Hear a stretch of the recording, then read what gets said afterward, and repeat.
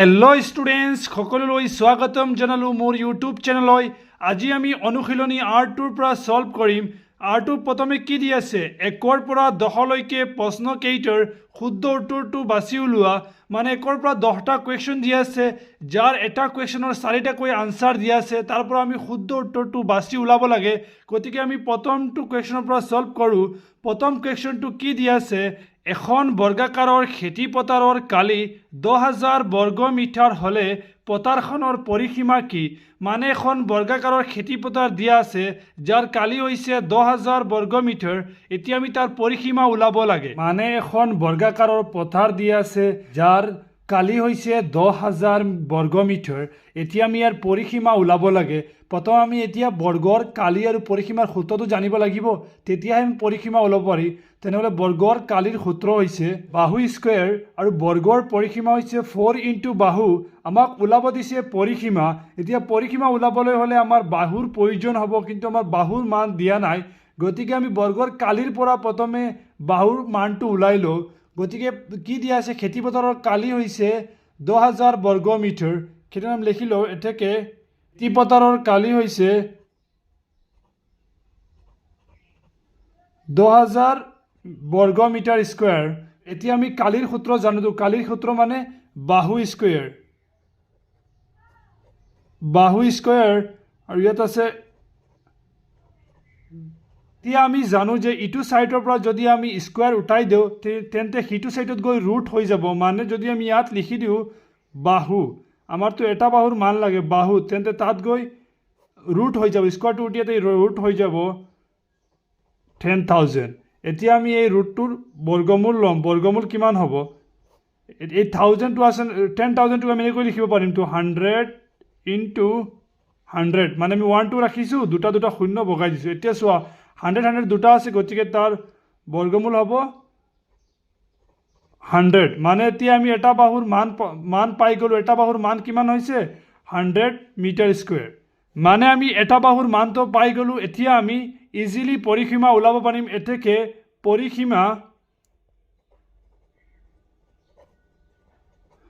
পৰিসীমাৰ সূত্ৰ কি? 4 ইনটু বাহু। 4 বাহুৰ মান আমি কিমান পাইছোঁ? 100। এতিয়া আমি এই দুটা পূৰণ কৰিলে কিমান হ'ব? 400 মিটাৰ। মানে আমাৰ অপশ্যন কোনটো হ'ব? আমাৰ অপশ্যন ডিটো হ'ব, 400 মিটাৰ। এতিয়া 2 নম্বৰ কুৱেশ্যনটো চাওক, কি দি আছে, আয়াত আকাৰৰ চোতাল এখনৰ দিক 30 মিটাৰ আৰু কালি হৈছে 600 বৰ্গ মিটাৰ হ'লে চোতালখনৰ পৰিসীমা কি? আমাৰ ইয়াত কি দিছে? আয়াত আকাৰৰ। মানে গতিকে আমি প্ৰথমে আয়তৰ কালি আৰু পৰিসীমাৰ সূত্ৰ জানিব লাগিব। আয়তৰ কালি হৈছে দিক ইনটু প্ৰস্থ আৰু পৰিসীমা হৈছে 2 ইনটু দিক প্লাছ প্ৰস্থ। এতিয়া আয়তৰ এইটো কুৱেশ্যন চোৱা, আয়তৰ কালি দিক দিয়া আছে 30 মিটাৰ, কিন্তু প্ৰস্থ দিয়া নাই। তেনেহ'লে আমি পৰিসীমা কেনেকৈ ওলাব পাৰিম? গতিকে প্ৰথমে আমি প্ৰস্থটো ওলাই লওঁ। আয়াত আকাৰৰ চোতালৰ কালি হৈছে 600 মিটাৰ স্কুৱেৰ। এতিয়া আয়তৰ কালি সূত্ৰ আমি জানোতো, দিক ইনটু প্ৰস্থ। সেইকাৰণে ইয়াত আমি কি লিখি ল'ম? দিক ইনটু প্ৰস্থ। এতিয়া দিক ইনটু প্ৰস্থ ইনটু 600 মিটাৰ স্কুৱেৰ। এতিয়া চোৱা, আমাৰ দিগৰ মান দিয়া আছে নহয়, কিমান দি আছে? 30। গতিকে আমি ইয়াত দিগৰ তাত কি লিখিম? 30। প্ৰস্থ দিয়া নাই, আমি ওলাব লাগে প্ৰস্থ 600 মিটাৰ স্কুৱেৰ। এতিয়া 30টো ইয়াত পূৰণত আছে, সিটো চাইডত গ'লে কি হ'ব? হৰণ হ'ব। গতিকে আমি প্ৰস্থ ওলাব লাগে। গতিকে আমি ইয়াত প্ৰস্থটো ৰাখি ল'ম 600 তলত কি যাব? 30টো পূৰণত আছে, সিটো গ'লত হৰণত। এতিয়া 0 0 কাটি যাব, কিমান হ'ব? 3 1 গুণ 3, 3 2 গুণ 6, কিমান হৈছে? 20। মানে আমাৰ প্ৰস্থ কিমান হ'ব? 20 মিটাৰ হ'ব। এতিয়াতো আমি প্ৰস্থ পাই গৈছোঁ আৰু আমি আয়তৰ পৰিসীমা জানো। আমাৰ দিক দিয়া আছে, প্ৰস্থ আমি পাই গৈছোঁ। এতিয়া আমি ফৰ্মুলাত বহালে আমি মান পাই যাম। এতেকে পৰিসীমা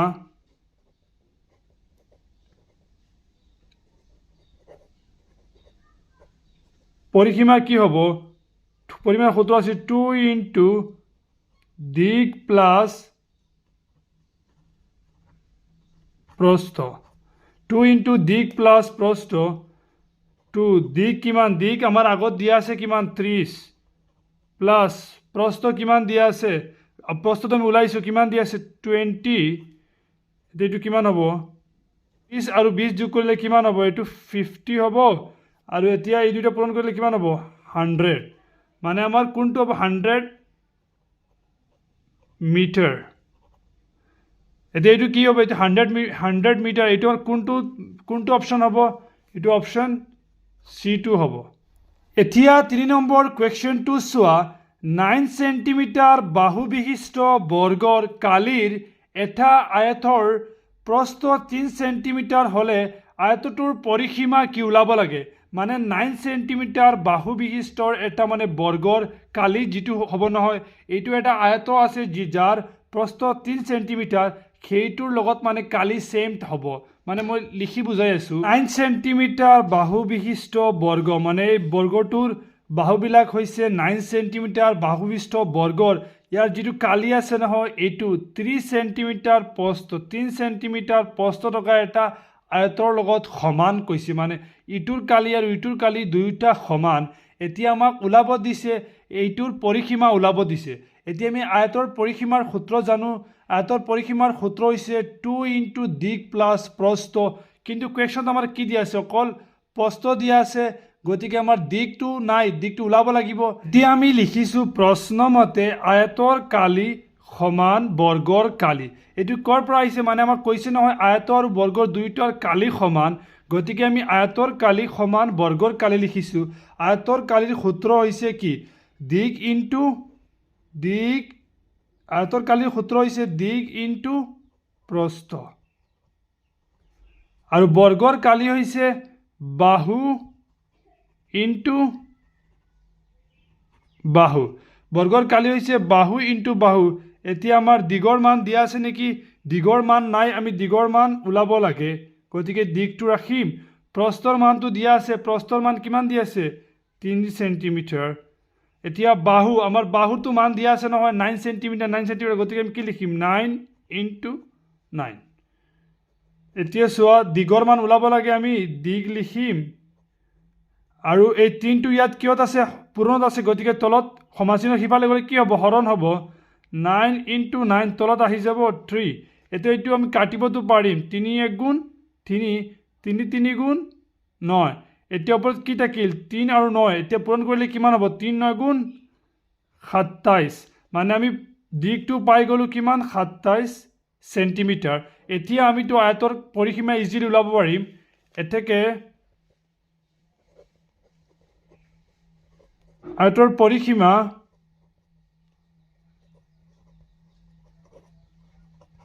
এতেকে আয়তৰ পৰিসীমাৰ সূত্ৰ হৈছে 2 ইনটু দিক প্লাছ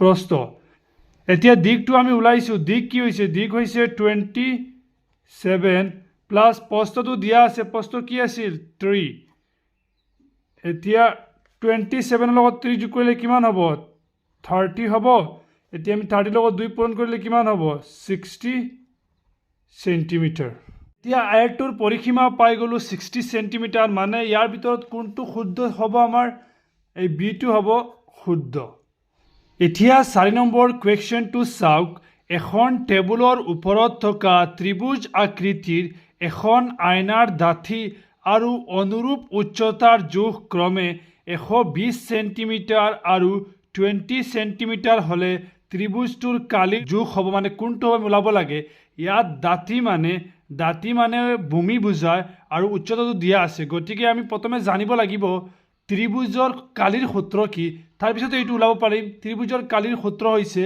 হাফ ইনটু ভূমি ইনটু উচ্চতা আমাৰ কুৱেশ্যনত ভূমি আৰু উচ্চতা দুয়োটা দিয়া আছে 120 আৰু 80 ইয়াত মানে আমাৰ দাঁতি মানে ভূমি দিয়া আছে 120 সেন্টিমিটাৰ আৰু উচ্চতা দিয়া আছে 80 সেন্টিমিটাৰ গতিকে আমি কালি ইজিলি ওলাব পাৰিম আমি লিখিছোঁ দিয়া আছে ভূমি হৈছে 120 সেন্টিমিটাৰ উচ্চতা হৈছে 80 সেন্টিমিটাৰ এতেকে ত্ৰিভুজৰ কালি সূত্ৰ কি আছিল হাফ ইনটু ভূমি ইয়াত কি দিয়া আছে 120 সেন্টিমিটার ইনটু ভূমি ইনটু উচ্চতা কি দিয়া আছে 80 দিয়া আছে এতিয়া চাওক আমি এইটো আৰু এইটো কাটিব পাৰিম কিমান হ'ব 2 এগুণ 2 2 6 গুণ 12 শূন্যটো উঠিব এতিয়া ওপৰত কি দেখিল 160 আৰু 80 এতিয়া দুইটা পূৰণ কৰিলে কিমান হ'ব 6 8 গুণ 48 48 আৰু শূন্য দুটা আছে শূন্য দুটা বহিব এইটো হ'ব সেন্টিমিটাৰ এতিয়া এইটো কোনটোৰ লগত মিলিব এইটো 48 এতিয়া 5 নম্বৰ কুৱেশ্যনটো চোৱা এটা ত্ৰিভুজৰ কালি আৰু কোনো এটা বাহুৰ জোখ ক্ৰমে 48 বৰ্গ সেন্টিমিটাৰ আৰু 8 সেন্টিমিটাৰ হলে বাহুটোৰ অনুৰূপ উচ্চতাৰ জোখ কিমান হ'ব লাগে এইটো ওলাব লাগে এতিয়া চোৱা মানে এটা ত্ৰিভুজৰ কালি দিয়া আছে এটা ত্ৰিভুজৰ 48 বৰ্গ সেন্টিমিটাৰ আৰু তাৰ কোনো এটা বাহুৰ জোখ দিয়া আছে 8 সেন্টিমিটাৰ এতিয়া আমি উচ্চতাটো ওলাব লাগে এতিয়া আমি ত্ৰিভুজৰ কালিৰ সূত্ৰ জানো ত্ৰিভুজৰ কালি কিমান দিয়া আছে 48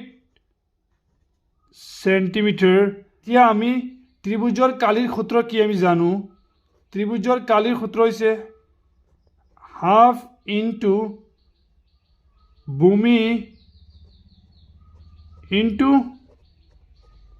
উচ্চতা 48 সেন্টিমিটার স্কোয়ার এতিয়া 1/2 এতিয়া ভূমি কি এতিয়া ভূমি আমি এইটো ধৰিছো 4 ভূমি হৈছে 8 সেন্টিমিটাৰ আৰু উচ্চতা আমি ওলাব লাগে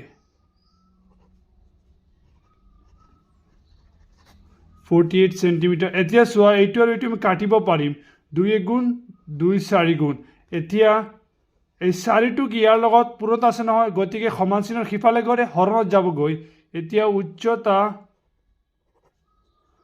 48 এতিয়া 4টো তলত আহি যাব আৰু কিমান এতিয়া 4 কাটিলে কি হ'ব 4 এগুণ 4 4 এগুণ 4 4 দুগুণ 8 মানে কিমান ওলাল 12 সেন্টিমিটার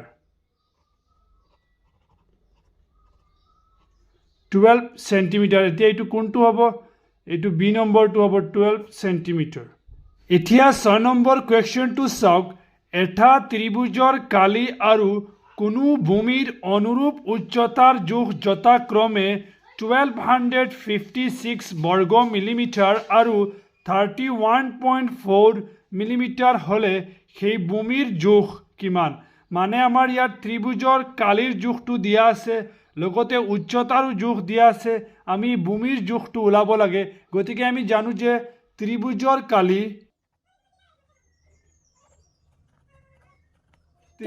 কালি দিয়া আছে 1256 মিলিমিটাৰ ত্ৰিভুজৰ কালি জানো হাফ ইনটু ভূমি ইনটু উচ্চতা 1256 স্কোয়াৰ এতিয়া হাফ ইনটু ভূমি আমাৰ ওলাব লাগে গতিকে আমি ভূমি লিখিম উচ্চতা কিমান উচ্চতা হৈছে 31.4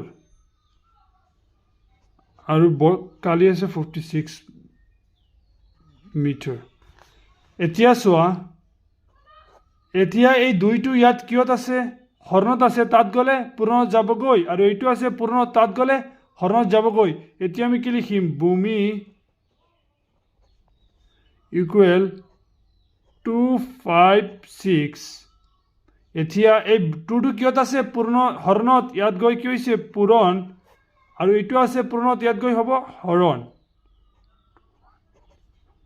এতিয়া আমি এই দুইটা পূৰণ কৰিলে কি হ'ব 6 গুণ 12 12 2 7 কিল 1 2 5 গুণ 10 7 ৰাখি 11 1 7 কিল 1 2 2 গুণ 4 8 ৰাখি 5 2 গুণ 2 আৰু তলত থাকিব 31.4 এতিয়া চোৱা তলত এগৰ পিছত পইণ্ট দিয়া আছে নহয় গতিকে আমি পইণ্টটো উঠালে কি হ'ব ওপৰত এটা শূন্য বাঢ়ি যাব এতিয়া মই তলত লিখি আছো 2512 আছে নহয় এতিয়া আমি পইণ্টটো উঠাই দিম 314 পইণ্টটো উঠালে কি হ'ব এগৰ পিছত পইণ্ট আছে গতিকে আমি এটা শূন্য ইয়াত লিখিম এতিয়া আমি এইটো কটাকটি কৰিলে এইটো কাটিলে কিমান যাব 80 বাৰ যাব গতিকে আমাৰ এনসাৰ হ'ব 80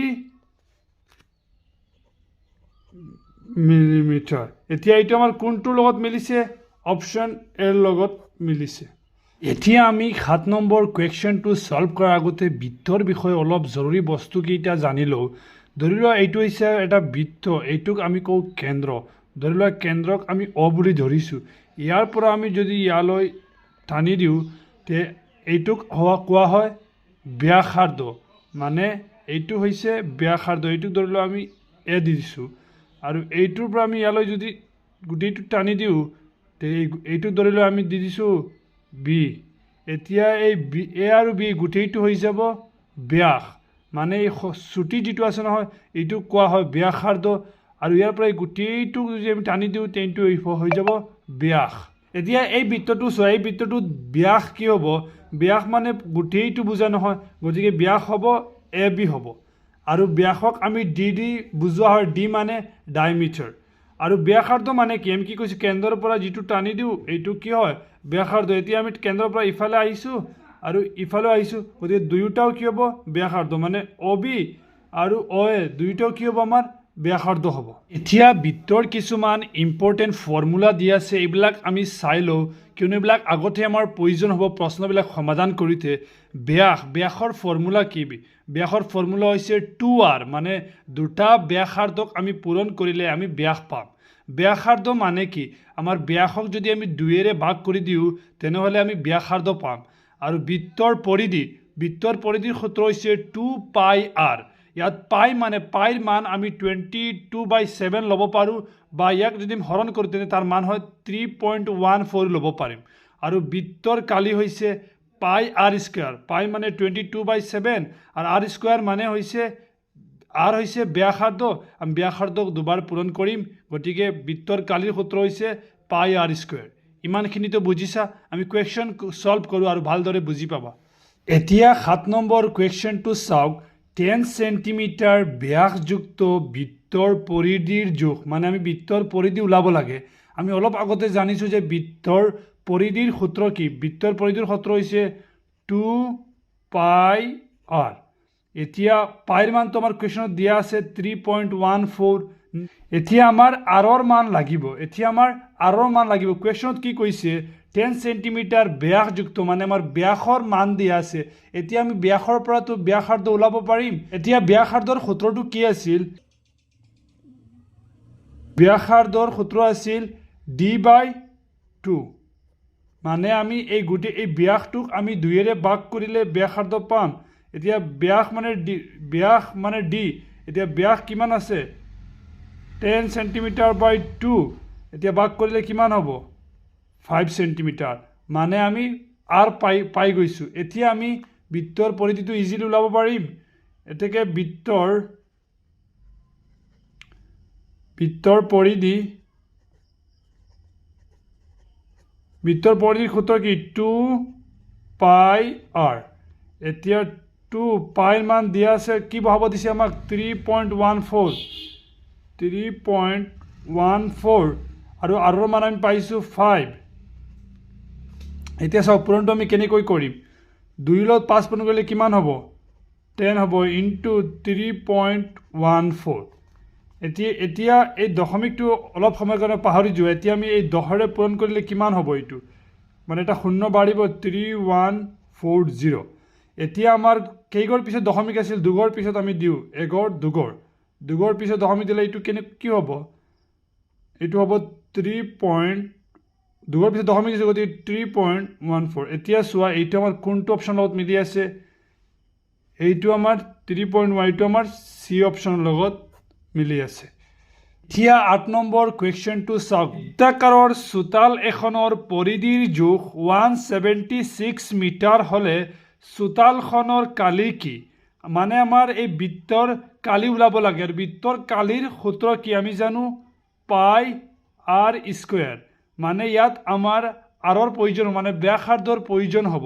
এতিয়া আমি ব্যাসাৰ্ধ কেনেকৈ ওলাম? পৰিধিৰ পৰাতো আমি মানে বৃত্তৰ পৰিধি মান দিয়া আছে, গতিকে ইয়াৰ পৰা আমি আৰৰ মান ওলাব পাৰিম। আৰু আৰৰ মান ওলালেতো আমি ইজিলি আমাৰ কালি ওলাব পাৰিম। গতিকে প্ৰথমে আমি কি লিখিম? বৃত্তৰ পৰিধি। এতিয়া আমি কি লিখিছোঁ? এতিয়া আমি লিখিছোঁ বৃত্তৰ পৰিধিৰ মান কিমান দি আছে? 176 মিটাৰ।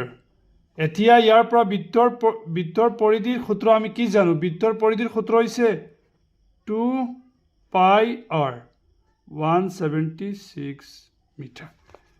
এতিয়া চোৱা ইয়াত 2টো বহালোঁ, এতিয়া পাইৰ মান দিয়া নাই, গতিকে আমি লিখিম 22/7 ইনটু r মান ওলাব লাগে, r য'ত আছে নগৈ থাকিব 176। এতিয়া চোৱাচোন এটা বস্তু, আমাৰ r মান ওলাব লাগে, r ৰাখিলোঁ, ইয়াত আছে 176। এতিয়া সমান চিহ্নৰ ইফালে 7টো কিয়ত আছে? হৰণত আছে নহয়, 22ৰ হৰণত, গতিকে সিফালে গ'লে পূৰণ হৈ যাব। আৰু 2 আৰু 22টো কিয়ত আছে? 2 আৰু 22টো আছে পূৰণত, গতিকে সমান চিহ্নৰ ইফালে আহি যাব হৰণত। এতিয়া চোৱা আমি 22 আৰু এইটো কাটিব পাৰিম 11 দি। 11 2 গুণ 22 হ'ব, 11 1 গুণ 11 হ'ব, তেনেহ'লে থাকিব কিমান? থাকিব 6। 6ৰ আগত গ'লে 66 হৈ যাব, 11 6 গুণ 66। এতিয়া চাওকচোন, এতিয়া 2 1 গুণ 2, 2 8 গুণ 16, আকৌ 2 আছে 2 দি ভাগ যাব, 2 1 গুণ 2, 2 4 গুণ 8। এতিয়া আমাৰ কি থাকিল? 4 আৰু 7। এতিয়া 4 × 7 কৰিলে কিমান হ'ব? 28 মিটাৰ। মানে আমাৰ r2 আমি এতিয়া পাই গৈছোঁ, r2 হৈছে 28 মিটাৰ। এতিয়া আমি ইয়াৰ পৰা ইজিলি তো বৃত্তৰ কালি ওলাব পাৰিম। এতেকে বৃত্তৰ কালি ফৰ্মুলা কি আছিল? পাই r স্কুৱেৰ। এতিয়া ইয়াত পাইৰ মান দিয়া নাই, গতিকে আমি কি লিখিম? 22/7 ইনটু r কি? r আমি ওলাইছোঁ 28, r স্কুৱেৰ মানে 2টা 28 লিখিম। এতিয়া চাওকচোন, এইটোতো কাটিব পাৰিম, 7 × 7 7 4 গুণ 28, 7 4 গুণ 28। এতিয়া চাওক, এইটো পূৰণ কৰিলে কিমান হ'ব? 4 2 গুণ 8, 4 2 গুণ 8 থাকিল 28। এতিয়া এই দুইটা পূৰণ কৰিলে কিমান ওলাকচোন চাওকচোন, 464 আমাৰ 64 সেন্টিমিটাৰ স্কুৱেৰ। সেন্টিমিটাৰ আমাৰ কোনটো অপশ্যন লগত মিলি আছে চাওকচোন, আমাৰ ডি নম্বৰ লগত মিলি আছে। এতিয়া 9 নম্বৰ কুৱেশ্যনটো চাওক কি দি আছে। এখন বৃত্তাকাৰ পিৰিছৰ কালি 38.5 বৰ্গ সেন্টিমিটাৰ হ'লে পিৰিছখনৰ ব্যাস, মানে এখন পিৰিছ দি আছে যাৰ কালি দিয়া আছে, আমি তাৰ ব্যাস ওলাব লাগে। আমি ব্যাসৰ ওলোৱাৰ নিয়ম জানো। ব্যাস কেনেকৈ ওলায়? ব্যাসৰ ফৰ্মুলা হৈছে 2 × r। এতিয়া আমি কিয়ৰ মান ওলাব লাগিব? r মান, কিন্তু r মানটো ইয়াত আমাৰ দিয়া নাই, গতিকে আমি কি কৰিব লাগিব? এই কালি দিয়া আছে নহয়, তাৰ পৰা আমি প্ৰথমে r ওলাব লাগিব, তাৰপিছত আমি ব্যাসটো ওলাব পাৰিম। গতিকে আমি বৃত্তৰ কালি কি? বৃত্তৰ কালি কিমান দি আছে? 38.5 সেন্টিমিটাৰ। এতিয়া আমি বৃত্তৰ কালিৰ সূত্ৰ জানো। বৃত্তৰ কালিৰ সূত্ৰ হৈছে পাই r স্কুৱেৰ 38.5। এতিয়া পাইৰ মানটো কুৱেশ্যনত দিয়া নাই, গতিকে আমি কিমান ধৰিম? 22/7 r স্কুৱেৰ, r মান ওলাব লাগে 38.5। এতিয়া চোৱা, আমাৰ কিহৰ মান ওলাব লাগে? r মান ওলাব লাগে, গতিকে r ৰাখি দিলোঁ। এতিয়া 88.5। এতিয়া চোৱা, এই 7টো ইয়াত কিয়ত আছে? হৰণত আছে নহয়, ওপৰত গৈ সমান চিহ্নৰ সিফালে গ'লে পূৰণত আহি যাব। 22টো আছে পূৰণত, তলত আহি যাব হৰণত। এতিয়া চোৱা, এইটো আমি ভাগ কৰিব পাৰিম। 11 2 গুণ 22 হ'ব, আৰু 11 3 গুণ 33 5.5। এইটো r স্কুৱেৰ হ'ব, এইটো r স্কুৱেৰ হ'ব। এতিয়া চাওক, r স্কুৱেৰ আৰু এইটো পূৰণ কৰিলে কিমান হ'ব? 5 7 গুণ 35, 35ৰ 5 থাকিল 2, 5 3 গুণ 7 3 গুণ 21, 21 আৰু 2 21 আৰু 3 কিমান হ'ব? 24, 1ৰ পিছত 0.2। এতিয়া এইটো আমি ভাগ কৰিলে কিমান ওলাব? 2ৰে ভাগ কৰিলে এইটো ওলাব 12.25। এতিয়া আমি r স্কুৱেৰৰ মান কিমান পাইছোঁ? r স্কুৱেৰৰ মান পাইছোঁ 12.25। এতিয়া ইয়াৰ পৰাতো আমি r মান ওলাব পাৰিম। এতিয়া স্কুৱেৰ উঠি গ'লে ইফালে গৈ ৰুট আহি যাব 2.5। এতিয়া এইটো বৰ্গমূল ল'লে কিমান ওলাব? এইটো যদি আমি বৰ্গমূল লওঁ তেন্তে ওলাব 3.5 সেন্টিমিটাৰ। মানে আমাৰ r মান আমি পাই গৈছোঁ 3.5 সেন্টিমিটাৰ। 3.5 সেন্টিমিটাৰ। এতিয়া আমিতো ইজিলি ব্যাসৰ মান অলপ ব্যাস ওলাব পাৰিম নহয় গতিকে ব্যাস কিমান 2 ইনটু আৰ আৰ ইয়াত পাইছোঁ কিমান 3.5 সেন্টিমিটাৰ পূৰণ কৰিলে কিমান হ'ব 2.25 মানে 70 মানে এগৰ পিছত দশমিক নহয় এইটো 7 হ'ব এতিয়া কি পাইছোঁ আমি তাৰ মান 7 সেন্টিমিটাৰ 7 সেন্টিমিটাৰ কোনটো অপশ্যন লগত মিলে অপশ্যন চি এতিয়া 16 নম্বৰ কুৱেশ্যনটো চাওক এখন কাশীৰ কালি 616 বৰ্গ সেন্টিমিটাৰ হ'লে কাশীখনৰ পৰিসীমা কি ওলাব দিছে আমাৰ কাশী মানে ইয়াত মানে বৃত্ত বুলি ধৰিবা কিয়নো কাশী ঘূৰণীয়া হয় গতিকে ইয়াক বৃত্তৰ কথা কৈ আছে ধৰি লওক এতিয়া বৃত্তৰ পৰিসীমাৰ সূত্ৰ কি বৃত্তৰ পৰিসীমাৰ সূত্ৰ হৈছে 2πr এতিয়া মানে আমাৰ ইয়াত r কি আমি জানিব লাগিব এতিয়া আৰটো আমি কেনেকৈ ওলাম ইয়াত আমাৰ কি কালি দিয়া আছে নহয় কালিৰ পৰা আমি আগৰটোৰ নিচিনা কালিৰ পৰা আমি r ওলাই ল'ম আৰু পিছত আমি rটো পৰিসীমাৰ ঠাইত rটো বহাই আমি মানটো ওলাব পাৰিম গতিকে প্ৰথমে আমি বৃত্তৰ কালি ওলাও বৃত্তৰ কালিৰ পৰা আমি ব্যাসাৰ্ধটো ওলাও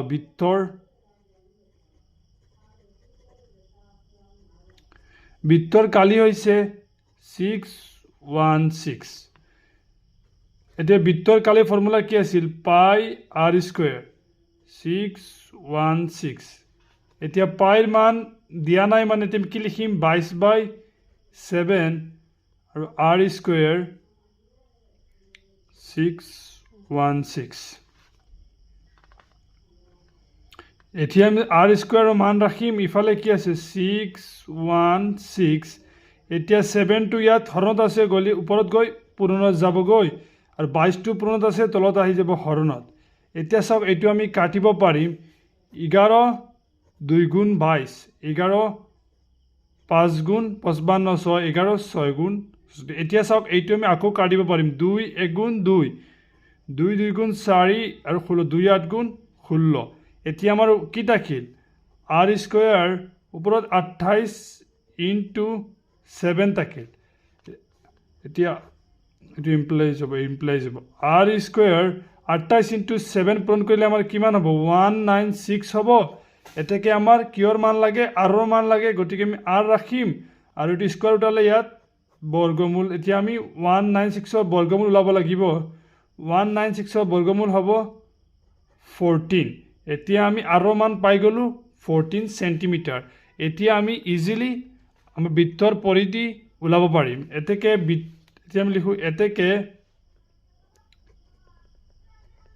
বৃত্তৰ